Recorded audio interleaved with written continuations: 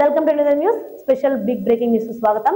తెలంగాణ రాజకీయ పరిపాలనా వర్గాల్లో సంచలనంగా మారిన లోతుకుంట భూముల వ్యవహారంలో తెలంగాణ హైకోర్టు కీలక వ్యాఖ్యలు చేసిందని చెప్పాలి. ఇక ఈ కేసు విచారణ సందర్భంగా హైడ్రా కమిషనర్ రంగనాథ్ వ్యవహారంపై ధర్మాసనం తీవ్ర అసంతృప్తి వ్యక్తం చేసింది. కోర్టు ఉత్తర్వులకు అమలు చేయాల్సిన బాధ్యత ఉన్న ఒక ఉన్నతాధికారి వాటినే ధిక్కరించడం ఏ మాత్రం ఆమోదయోగం కాదని హైకోర్టు స్పష్టం చేసింది. సో సెక్రటరీ ర్యాంక్ లో ఉన్న అధికారి చట్టాన్ని గౌరవించాల్సిన అవసరం మరింత ఎక్కువగా ఉంటుందని పేర్కొంది. అంతేకాదు హైడ్రా కమిషనర్ పదవి నుంచి రంగనాథ్ తొలగించాలని తెలంగాణ ప్రభుత్వం ప్రధాన కార్యదర్శికి ఆదేశాలు కూడా జారీ చేసింది.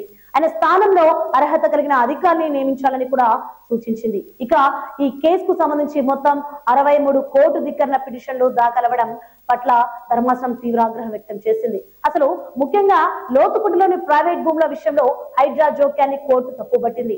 ఇలాంటి ఉల్లంఘనలు కొనసాగుతున్న పరిస్థితిలో రంగనాథ్ హైడ్రా కమిషనర్ గా కొనసాగితే రూల్ ఆఫ్ లా దెబ్బతింటుందని హైకోర్టు వ్యాఖ్యానించింది. మరి ఇన్ని ఉల్లంఘనలకు పాల్పడిన అధికారిని అదే పదవిలో కొనసాగించడం సరికాదని కూడా ఆయనను తొలగించడం తప్ప మరో ప్రత్యామ్నాయం కనిపించడం లేదని స్పష్టం అవుతోంది. అయితే విచారణ సందర్భంగా హైడ్రా కమిషనర్ రంగనాథ్ కోర్టుకు అఫిడవిట్ సమర్పిస్తూ క్షమాపణలు కూడా తెలిపారు. కోర్టులపై న్యాయ వ్యవస్థపై తనకు పూర్తి గౌరవం, నమ్మకం ఉందని పేర్కొన్నారు.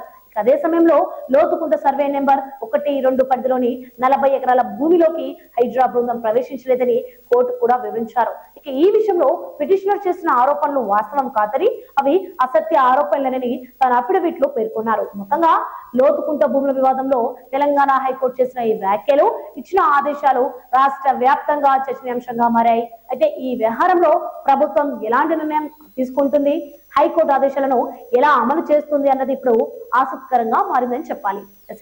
Updates for more updates keep watching ఎన్ఉదయ న్యూస్. ప్రజల కోసం ప్రజలతో.